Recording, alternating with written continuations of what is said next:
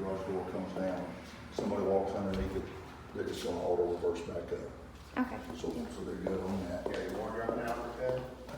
Do what? Of course, here's your hot water heater. Here's that pan I was telling you about. There's a pipe that's hooked up to it. If this thing leaks, that's water will be diverted to the outside of the house. This is that pressure relief valve that we were talking about. That it'll pop if pressure builds up.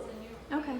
The only thing that we ever bring up, we know lime and calcium are in the drinking water that we have, so sometimes that sediment over time will build up in the bottom of the tank. If they ever notice that they don't feel like they have as much hot water as they used to have, it could be that sediment has built up, and now instead of a 55-gallon tank, they're working with a 30-gallon tank. Okay. So what they can do is they can cut off the power to the hot water heater. Okay. They can hook up a garden hose to this, run the garden hose out to the grass. This is the open and close valve right here. Just get a flathead screwdriver, open it up, water's gonna start coming out. Now, we're not gonna panic, we're not gonna do the whole tank. We're just gonna do it from here down, from where the sediment is. It'll be kind of a white, milky, chalky looking solution. Just let it run.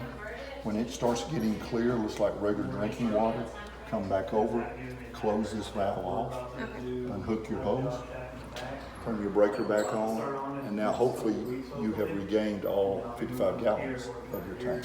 Okay. Cool deal. This is stuff I didn't even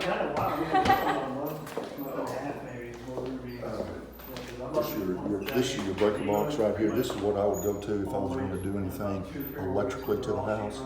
And it's got it pretty well self-explanatory. Got it all laid out.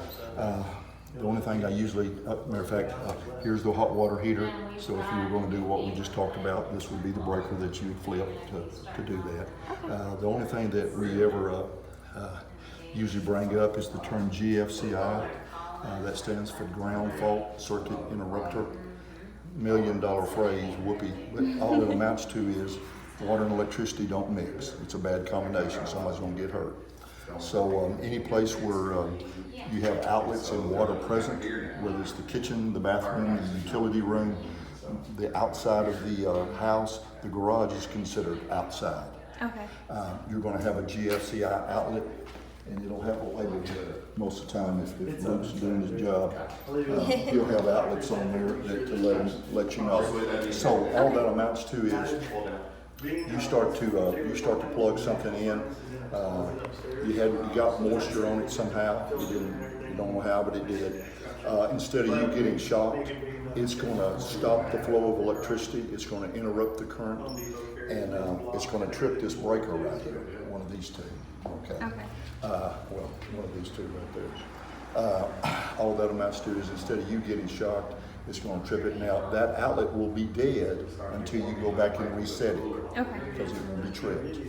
But you didn't get shocked. That's a good day. Right. So that's Rather that's flip a what. breaker than get shocked. There you go. Some days. Yes. So that's what the GFCI is. These doors right here, they're going to automatically close. This is for carbon monoxide poisoning. If somebody started the car, left it running, or they pull in, get a phone call, they start talking, forget. If the door was open, those fumes could come in and affect the people on the inside. So unless you do something, it's going to close on its own, but it's a safety feature for the occupants of the house. Okay. Cool deal. Do you need